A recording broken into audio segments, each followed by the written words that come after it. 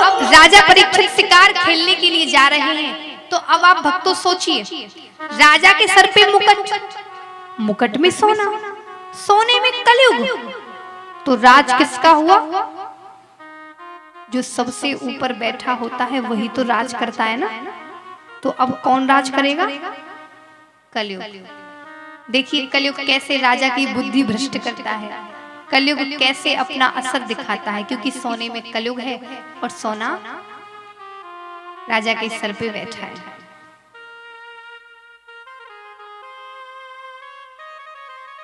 राजा परीक्षित शिकार खेलने गए, उन्हें प्यास लगी। प्यास से व्याकुल राजा शमीक ऋषि जी के आश्रम पर पहुंचे। ऋषि जी तपस्या कर रहे हैं। ऋषि जी को पता नहीं है कि परीक्षित आए हुए हैं, लेकिन राजा ने सोचा कि ऋषि जी ने तो मुझे जल के लिए भी नहीं पूछा, मेरा अपमान कर दिया। ऐसा सोचकर, अपना अपमान समझकर राजा परीक्षित ने शमीक ऋषि जी के गले में मरा हुआ सर्प डाल दिया और वापस अपने महल में आ गए। इधर में शमीक ऋषि जी के पुत्र श्रृंगी ऋषि जी को पता चला, तो उन्होंने गंगा जल हाथ में लेकर राजा परीक्षित को तभी श्राप दे दिया। इत लड़गित मर्यादम तक्षः सप्तमे हनि, श्रीमद् भागवत अध्याय 18 श्लोक 37 पृष्ठ संख्या 40। श्राप दे दिया परीक्षित को शमीक ऋषि जी के पुत्र श्रृंगी ऋषि जी ने कि हे राजन, 7 दिन बाद तुझे सांप खा जाए। इधर में राजा ने भी जब महल में आकर वो सोने का मुकुट उतारा तो राजा की बुद्धि बदली। राजा ने सोचा, ये मैंने क्या किया?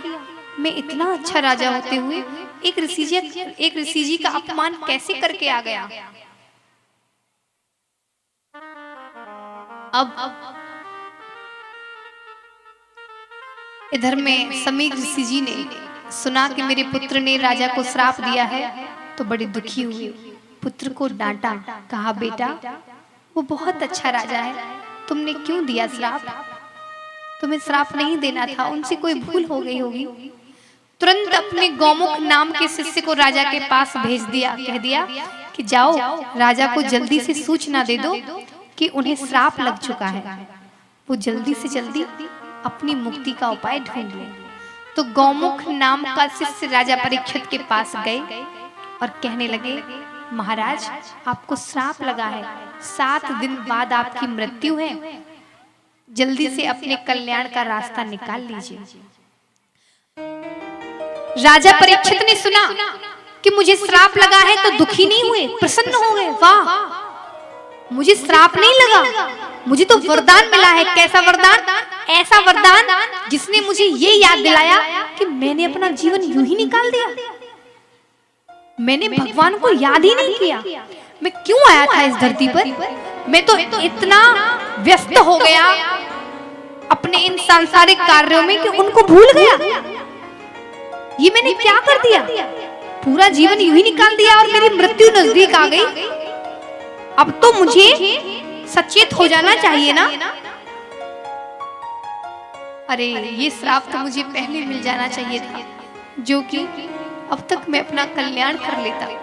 राजा ने जल्दी से अपने पुत्र को सिंहासन पर बिठाया, राज तिलक कराया, रानी के पास पहुंचे। और रानी, एक बात बताऊं खुशी की? बोलो महाराज। मेरे पास मेरी मौत की गारंटी है। कोई ऐसा है यहाँ जिसके पास मौत की गारंटी हो कि हमारी मौत तब तक नहीं होगी? नहीं। लेकिन राजा परीक्षित क्या कह रहे हैं, रानी एक खुशी की बात बताओ, शुभ समाचार, मेरे पास मेरी मौत की गारंटी है कि 7 दिन से पहले मेरी मृत्यु नहीं हो सकती।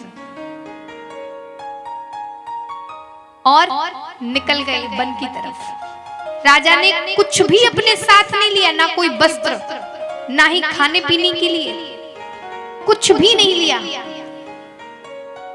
और खाली हाथ चले गए और भजन करने बैठ गए।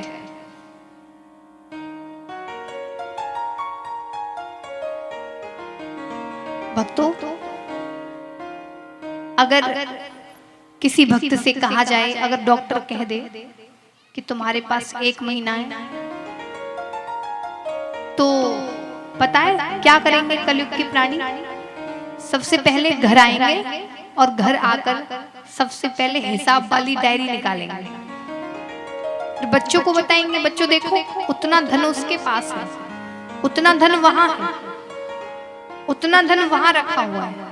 फिर कहेंगे बच्चों मैंने वो व्यंजन कभी चखा नहीं है, उस व्यंजन को खिला दो, और मैं कभी वहां नहीं घूमा हूं, मुझे वहां घुमा दो, और मेरे सभी रिश्तेदारों को बुला दो, मैं सबसे मिल लूं।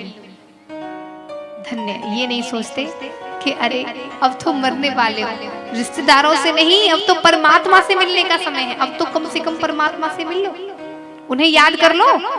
मगर नहीं,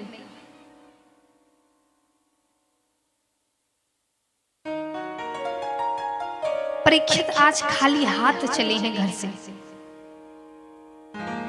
सोचने लगे ये मैंने क्या कर दिया, सारा जीवन यूं ही निकाल दिया, मैं तो भूल चुका कि मैं किस लिए धरती पर आया था। और हम क्या करते हैं, अगर मान लीजिए तीर्थ यात्रा के लिए जाना हो, वृंदावन जाना हो, या कहीं जाना हो, प्रयागराज जाना हो, या फिर हरिद्वार जाना हो, तो क्या करेंगे? 3-4 दिन का बढ़िया खाने पीने का सामान बनाएंगे, लड्डू बनाएंगे, घर से पूरी सब्जी रख लेंगे। किसी बात की कमी नहीं होनी चाहिए। मान लीजिए वहां खाना पीना नहीं मिला तो अरे भक्तों, ये तुम भगवान के दर पे जा रहे हो, भगवान के धाम में जा रहे हो, तो ये सोच कर जाइए कि अगर कुछ भी नहीं मिलेगा तो भूखे सो जाएंगे। प्रभु अगर सोने के लिए जगह नहीं मिलेगी तो धरती में सो जाएंगे। हम भगवान के दर पर जा रहे हैं, सब कुछ त्याग कर जाइए, लेकर नहीं, त्याग कर।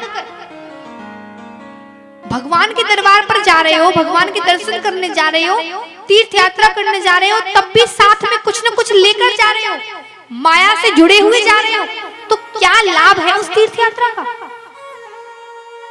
बहुत से ऐसे सेठ हैं, बहुत से ऐसे धनी व्यक्ति हैं कि उन्होंने वृंदावन में अलग से अपनी कोठी बना दी कि वृंदावन जाएं तो आराम से अपनी घर में रहें।